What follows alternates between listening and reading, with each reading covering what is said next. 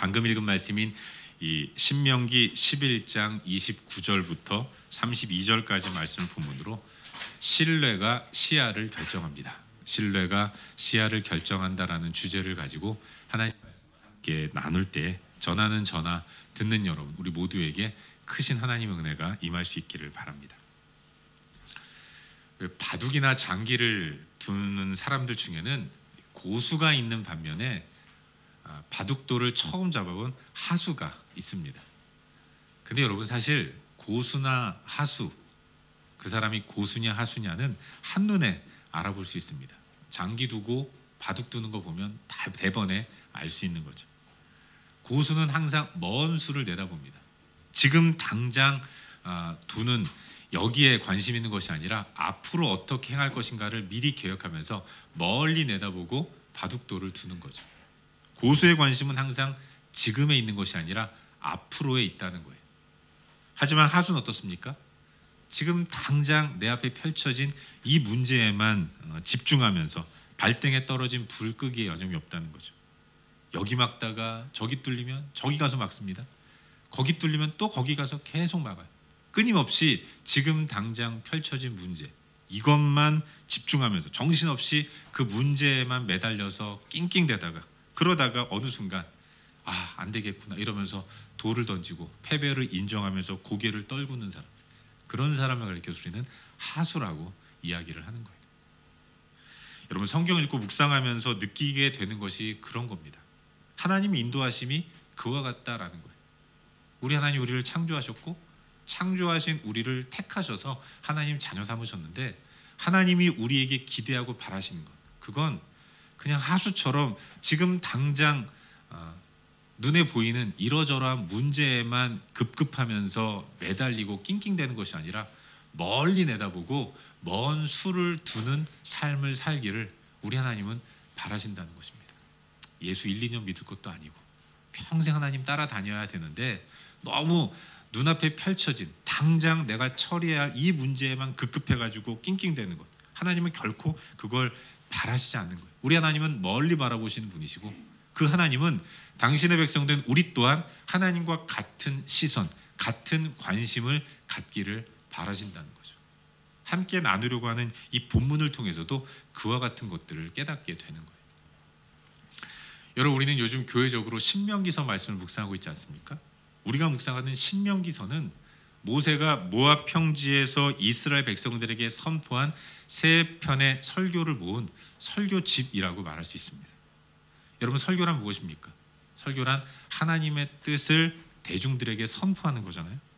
그렇기 때문에 신명기서는 하나님께서 당신의 종인 모세를 세우셔서 모세를 통해서 이스라엘 백성들에게 하나님 당신의 뜻을 전하는 것을 내용으로 하고 있는 말씀인 것입니다. 이 안에 하나님의 뜻이 담겨 있다는 거죠. 모세의 설교를 듣고 있는 이스라엘 백성들, 그들은 설교를 듣고 있는 지금 시점으로부터 40년 전에 애굽에서 나온 사람들입니다. 근데 여러분 이스라엘은 가나안에 들어가려고 애굽을 나온 거예요. 그들은 그냥 일단 애굽을 탈출해 보자. 그리고 나서 광야를 걷는 가운데 어디 갈까 하다가 그냥 가나안이나 한번 들어가 볼까? 이런 마음으로 가나안을 향해 발걸음을 옮긴 것이 아니었다는 것입니다. 그들은 처음부터 가나안에 들어가려고 애굽에서 배낭 메고 광야로 나온 사람들이었다는 겁니다. 그렇게 애굽에서 나와 가나안으로 향해 걸어온 시간이 무려 40년이나 걸렸던 거예요. 그리고 지금 그들은 처음부터 목적지로 삼았던 가나안이 한눈에 내려다 보이는 모압 평지에 모여 있습니다. 이제 그들은 이곳 모압 평지에서 모세의 설교를 듣고 난 이후에 그토록 바라고 기대했던 가나안으로 들어가서 그 땅을 차지하고 있던 가나안 족속들과 일대 전쟁을 벌여야 하는 사람들이었던 겁니다. 사실 지금의 이스라엘은 상당히 긴장된 상황이라고 말할 수 있어요. 가나안을 향해 40년을 걸었습니다. 닿을 듯 도착할 것 같은데 멀어지고 그야말로 얄궂은 가나안이었죠. 이제 도착하려나 봤더니 아직 멀었습니다. 많이 걸었던 것 같은데 여전히 가나안은 보이잖아요. 여러분 솔직히 애굽에서 가나안까지의 거리는 그렇게 먼 곳은 아니라고 합니다. 아무리 멀다 해도 뭐 중동 땅이 거기서 거기 아니겠어요? 40년을 걸으면 어지간한 중동은 몇 번을 다 돌았을 거예요. 그런데 그들은 그렇게나 많이 긴 세월을 걸었음에도 불구하고 여전히 가나안에 도착하지 못하고 있는 겁니다. 마냥 걷기만 했던 거죠. 더욱이 이 40년의 시간을 지나는 동안 이스라엘은 애굽에서 나올 때 20살 이상이었던 사람들은 다 광야에서 죽었어요. 여기 모압 평지까지 오는 동안 이스라엘은 수많은 아픔과 고통과 어려움들을 겪으면서 왔던 겁니다. 장례도 숱하게 치렀던 거예요. 그렇기 때문에 이스라엘에 있어서 가나안으로 들어가는 일은 너무나도 중요한 염원과도 같은 굉장히 중요한 일이었던 겁니다. 그들은 지금 그토록 소망하는 가나안을 내려다보고 있어요. 그들의 마음 가운데는 가나안으로 들어가고자 하는 열망이 충만합니다. 그런데 여러분 참으로 재미있는 것 하나를 발견하게 되죠. 이스라엘은 모세의 설교를 다 듣고 나서는 전 백성이 요단강으로 진격해야 했습니다. 요단강을 건너서 가나안으로 들어가서 그들이 목적지로 삼았던 그 가나안에서 이미 400년 이상 살고 있던 가나안 족속들과 한판 붙어서 싸워 이겨야 했던 겁니다. 그래야 가나안을 차지할 수 있는 거예요. 여러분 그렇지 않습니까? 기껏 40년을 걸어서 요단강을 건넜는데 그 가운데서 부모님 다 돌아가시고 큰형님, 큰언니 다 죽었는데 이토록 수많은 희생을 치르면서 여기까지 왔는데 이제 이스라엘 백성들 내가 요단강을 건너서 가나안과 싸웁니다. 근데 졌어요. 그럼 어떻게 되는 겁니까? 이스라엘은 공중분해되는 겁니다.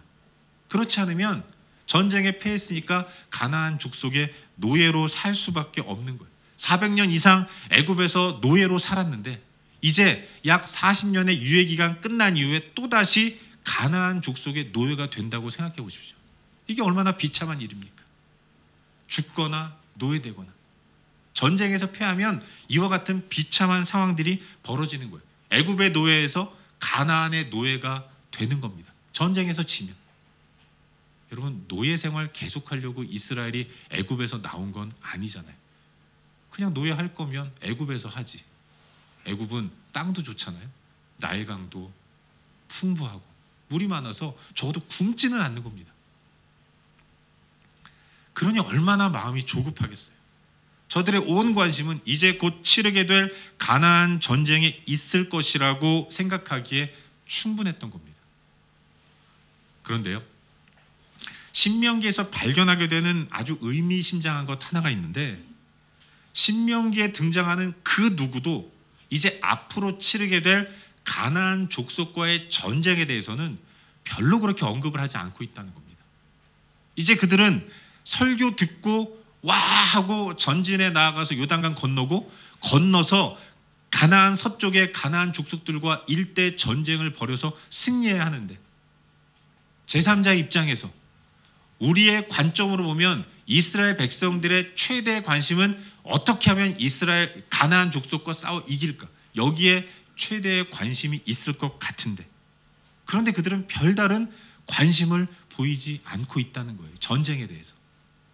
설교를 하는 모세에게 설교를 시키신 하나님, 모세를 통해서 하나님의 뜻을 전달받고 있는 이스라엘 백성들, 그 누구도 다 관심이 적어도 앞으로 치르게 될 가나안 족속들과의 전쟁에는 있지 않다는 것을 발견하게 되는 거예요.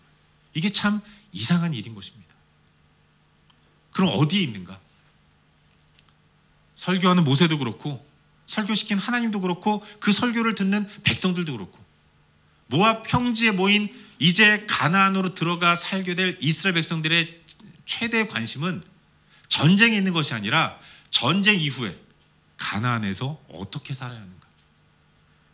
광야에서는 이렇게 저렇게 살았는데 그러면 가나안에서는 도대체 어떻게 살아야 하는가? 모세도 그렇고 하나님도 그렇고 심지어는 이스라엘 백성들도 그렇고 온통 여기에만 관심과 시선이 집중되어 있다는 것을 발견하게 되는 거예요. 여러분 생각해 보십시오. 가나안에서 살아가는 삶이라는 것, 그건 전쟁 이후에나 가능한 거 아니겠습니까? 전쟁에 지면 삶이고 뭐고 아무것도 없는 겁니다. 그렇기 때문에 이제 모압 평지에서 이스라엘 백성들이 가져야 할 최대의 관심은 어떻게 하면 가나안 족속과 싸워 이길 수 있을 것인가, 승리할 수 있을 것인가. 머리를 맞대고 작전을 짜야 했어요. 전략과 전술을 익히고 여기저기 흩어져서 어떻게 작전을 펼칠 것인가 훈련하는 것이 지극히 일반적이고 상식적인 모습인 겁니다. 그래야 맞는 거예요. 그런데 이스라엘은 지금 한가하게 설교나 듣고 있는 겁니다. 이제 시작될 가나안 족속들과의 전쟁에는 별로 관심이 없고 선포되는 말씀은 전쟁에 대한 언급은 없습니다. 이제 너희들 그들을 들어가면 이렇게 살아야 한다. 말씀대로 살아야 한다. 율법을 따르는 삶을 살아야 한다. 아니, 이겨나 놓고 논해야 할 문제를 전쟁도 하기 전에 계속해서 하나님 말씀하고 계신 것입니다. 이게 상식적이지 않은 모습이라고 말할 수 있는 거죠. 그런데도 이스라엘은 그런 모습을 보이고 있는 겁니다. 지극히 비현실적인 모세의 설교를, 그럼에도 불구하고 백성들은 집중해서 잘 듣고 있다는 거죠. 사랑하는 여러분, 왜 그렇습니까? 어떻게 이런 일이 가능할까요? 어떻게 이렇게 천하태평으로 이제 치를 전쟁에는 이토록 무관심하면서 전쟁 이후에 나는 어떻게 살아가야 하는가, 이것에만 관심을 갖는 일이 가능할까요? 믿음입니다.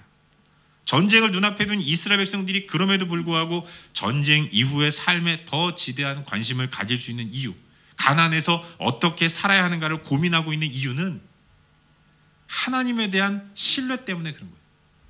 하나님이 우리와 함께 하시는 한, 그 하나님이 우리와 함께 하시겠다고 약속하신 한, 지금껏 40년 동안 하나님은 신실하게 약속을 지키신 분이기 때문에, 약속하신 그 하나님이 우리에게 승리를 이미 확정 지어 주셨기 때문에, 그 하나님을 믿기 때문에 이 전쟁은 이미 끝난 것이다. 이걸 믿었던 겁니다. 승리를 확신하고 있기 때문에 그런 거예요. 승리를 주시는 하나님을 믿기 때문에 그런 겁니다. 이 전쟁을 승리로 이끄실 하나님에 대한 신뢰와 믿음이 있었기 때문에 그들은 밖에서 보면 참으로 한심하기 짝이 없는 이런 비현실적인 이야기를 전쟁을 앞두고 하고 있는 것입니다. 지난 40년 동안 광야를 걸으면서 목격한 전능하신 하나님, 그 하나님에 대한 신뢰와 믿음이 저들의 시선을 먼 미래로 향하게 만들었던 겁니다.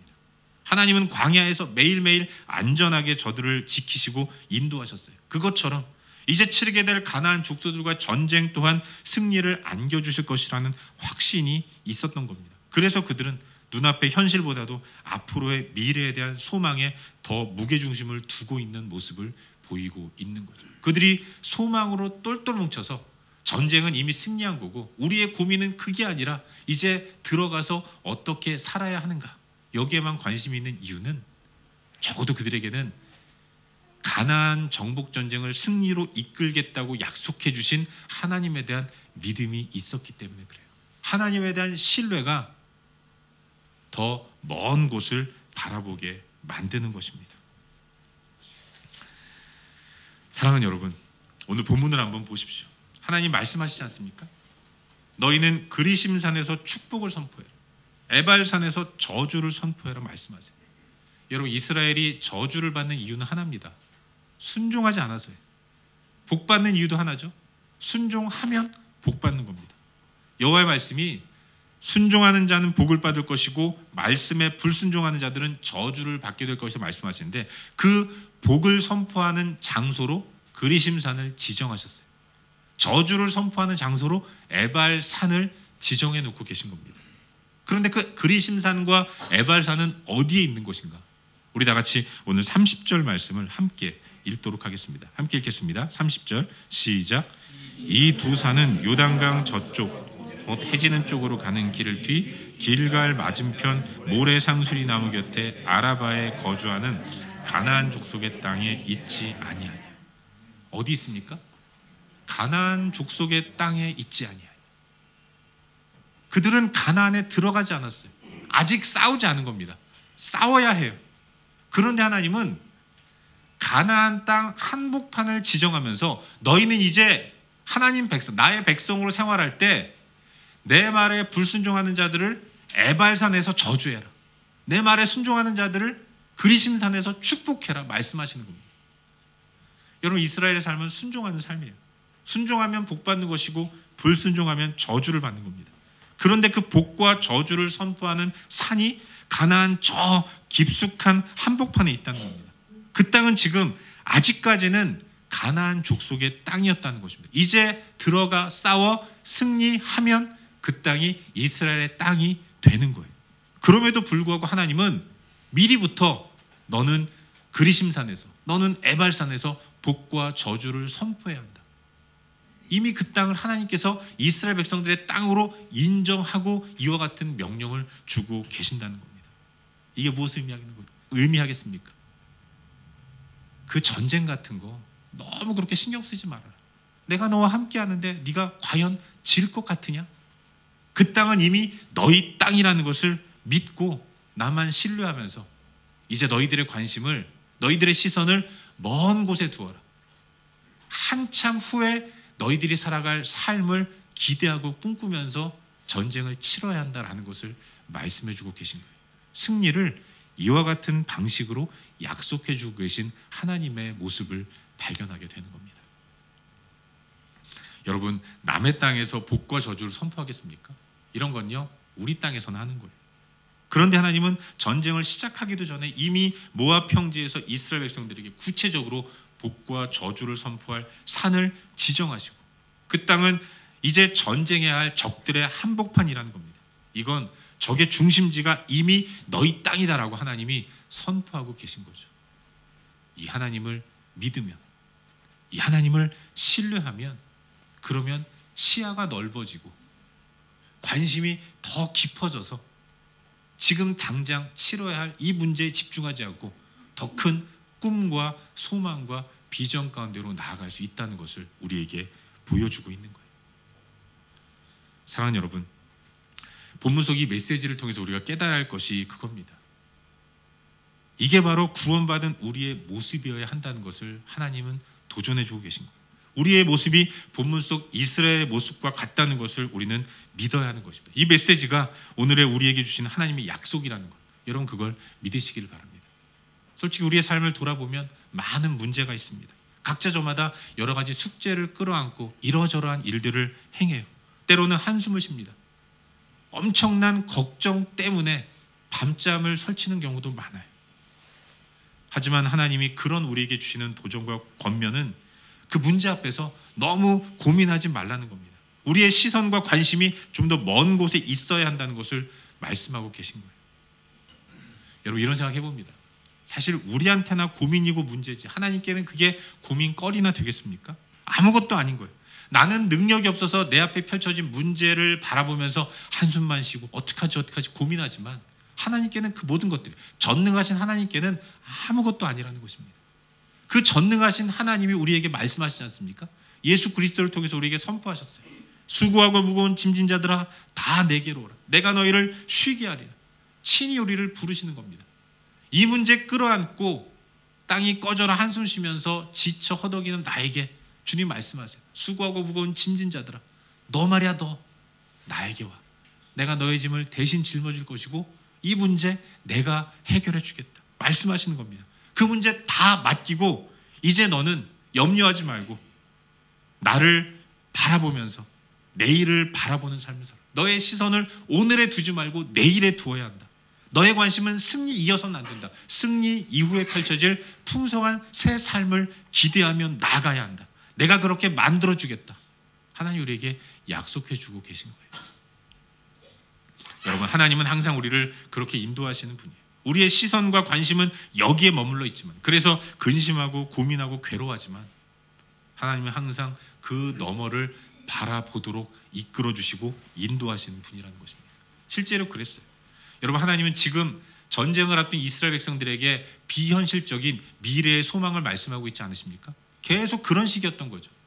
이스라엘은 모세 설교 듣고 가나안 요단강으로 나아가서 요단강을 건넜습니다. 그리고 길갈에 진을 치고 가나안 족속 가운데 가장 강력한 여리고와의 전쟁을 준비해야 했어요. 근데 갑자기 하나님이 뜬금없이 말씀하십니다. 너 그 쓸데없이 전쟁 준비하지 말고 유월절 축제를 벌여라. 여러분, 유월절은 이스라엘이 애굽에서 나온 것을 기념하는 절기입니다. 근데 이스라엘은 40년 동안 한 번도 제대로 광야에서 유월절 축제를 벌이지 못했던 거예요. 이 절기, 이 축제는 정착의 땅에서, 하나님 약속하신 정착의 땅 가나안에서 치를 수 있는 절기였던 거죠. 하나님은 이제 싸워야 할 이스라엘 백성들에게 그 너무 걱정하지 말고 절기 지켜, 유월절 지켜라, 축제를 벌여라 말씀하고 계신 것입니다. 실제로 이스라엘은 전쟁을 준비할 그 시간에 하나님을 신뢰하면서 명령하신 대로 유월절 축제를 벌였고, 하나님 백성으로 인정되는, 표시하는 남자들은 할례를 행한 이후에, 그리고 나서 명령하신 대로 여리고 앞으로 나아가서 전쟁을 치렀는데, 잘 아시다시피 엄청난 승리를 거두고 가나안 땅을 정복하는, 말씀하신 대로 이루어지는 일들을 경험했던 겁니다. 우리 하나님은 항상 그렇게 인도하시는 분이에요. 하나님은 승리를 말씀하시기보다 승리한 자가 누리는 삶의 풍성함을 말씀하고 계신 것입니다. 하나님의 관심은 구원에도 있지만 구원받은 우리가 구원받은 자답게 풍성한 새 삶을 누리는 것에 있다는 것, 우린 그걸 성경을 통해서 배우게 되는 거예요. 그 옛날 이스라엘 백성들에게 미리 승리를 선포하시고 약속하신 대로 승리를 안겨주신 여호와 하나님, 그 하나님이 오늘을 살아가는 저희 하나님이고 여러분의 하나님이고 우리의 하나님이라는 사실을 믿으시기를 바랍니다. 여러분, 하나님의 백성들이 하나님을 믿는 믿음이 있으면 그는 하나님처럼 먼 미래에 시선을 두고 관심을 갖습니다. 하지만 믿음이 없으면, 또는 믿음이 약하면 온갖 불평과 불만을 토로하면서 투덜대는 모습으로 걸어갈 수밖에 없어요. 그래서 중요한 건 소망 가운데 나아가든 투덜대며 나아가든 어쨌든 하나님 백성들은 약속하신 승리를 결과적으로 얻게 된다는 것입니다. 우리는 어떻게 승리를 누려야 할까요? 불평, 불만 늘어놓으면서 맨날 밤잠 설치면서 걱정하면서 승리를 받아들여야 하겠습니까? 아니면 할렐루야 찬양하면서 기쁨으로 승리를 누리는 삶을 살아야 하겠습니까? 잊지 마십시오. 결국 믿음이 우리의 시선을 결정하는 겁니다. 하나님을 신뢰하는 만큼 우리는 먼 곳을 바라볼 수 있어요. 바라기는 하나님을 향한 신뢰의 마음을 가질 수 있기를 주의 이름으로 축원합니다. 어떻게 해야 신뢰할 수 있는가? 최고의 방법은 지나온 나의 삶을 돌아보는 거예요. 과거를 돌아볼 때 어두웠던 나를 발견합니다. 그리고 그 가운데서 그럼에도 불구하고 역사하신 하나님을 또한 발견하게 되는 거예요. 나에게서 시선을 옮겨서 하나님을 바라볼 때 내 시선이 먼 데까지 가는 것입니다. 오직 하나님만 바라보면서 문제를 묵상하지 마시고 문제를 해결하시는 하나님을 바라보는 가운데 우리 앞에 펼쳐진 삶을 기쁨으로 살아갈 수 있기를 바랍니다. 이번 한 주간도 그렇게 하나님 신뢰하며 믿음으로 나아가는 우리 모두가 될 수 있기를 주의 이름으로 축원합니다. 기도하겠습니다. 함께 기도할 때 오늘 주신 말씀 붙들고 함께 기도하기를 원해요. 사랑하는 여러분, 문제 앞에서 한숨만 쉬는 것이 아니라 그 문제를 하나님께 맡기고 하나님을 신뢰함으로 더 넓은 시야를 가지고 나아가는 것, 그게 하나님의 뜻입니다. 이 시간 하나님을 향한 굳건한 믿음을 갖게 해달라고 기도하기를 바라요. 하나님, 내가 믿음으로 넓은 시야를 소유할 수 있도록 인도하셔서 지금 현재 펼쳐진 작은 문제 앞에 전전긍긍하는 것이 아니라 담대하게 나아갈 수 있도록 은혜를 베풀어 주시옵소서. 이 시간 함께 말씀 기억하면서 한 목소리로 기도하겠습니다. 함께 기도합시다. 참 좋으신 아버지 하나님, 전능하신 하나님을 의지하며 나아갑니다. 역사하실 주님을 기대하며 나아갑니다. 주님, 우리에게 승리를 약속하시는 분이실 믿습니다. 그 하나님을 신뢰하는 믿음을 굳건하게 붙들고 담대하게 나아갈 수 있도록 인도하시옵소서. 내 앞에 펼쳐진 문제들, 염려와 걱정들, 여기에 너무 매이지 않을 수 있도록 인도하시고 담대하게 주 앞으로 나아갈 수 있도록 도와주옵소서. 하나님을 기쁘시게 하는 거룩하고 복된 은혜의 삶을 살아갈 수 있도록 인도하시옵소서. 아버지 하나님, 기쁘시게 하는 아버지 하나님, 그 참된 믿음을 올려드릴 수 있도록 인도하시옵소서. 주님을 믿는 믿음으로 우리의 시야가 더 넓어질 수 있도록 인도하시옵소서. 담대하게 나아갈 수 있도록 은혜를 베풀어 주옵소서. 그렇게 하나님을 온전히 신뢰하는 참된 하나님의 삶을 살 수 있도록 주님 도와주시옵소서. 은혜를 베풀어 주시옵소서. 참 좋으신 아버지 하나님, 주를 믿는 믿음이 우리의 시야를 넓게 하는 것을 믿습니다. 우리에게 믿음을 주시옵소서. 당면한 문제들, 하나님이 붙드시면 아무것도 아닌 것을 고백하는 가운데 주님께 맡길 수 있도록 인도하시고, 주님이 주시는 모든 결과가 진정한 궁극의 만족이 된다는 사실을 확신하면서 염려와 근심을 주님께 맡기고 진정한 평안을 누리며 살아갈 수 있도록 은혜를 베풀어 주시옵소서. 이번 한 주간도 그렇게 주님과 동행하는 기쁨과 풍성함을 마음껏 누리며 살아갈 수 있도록 역사하여 주시옵소서. 주 예수 그리스도의 이름으로 기도하옵나이다.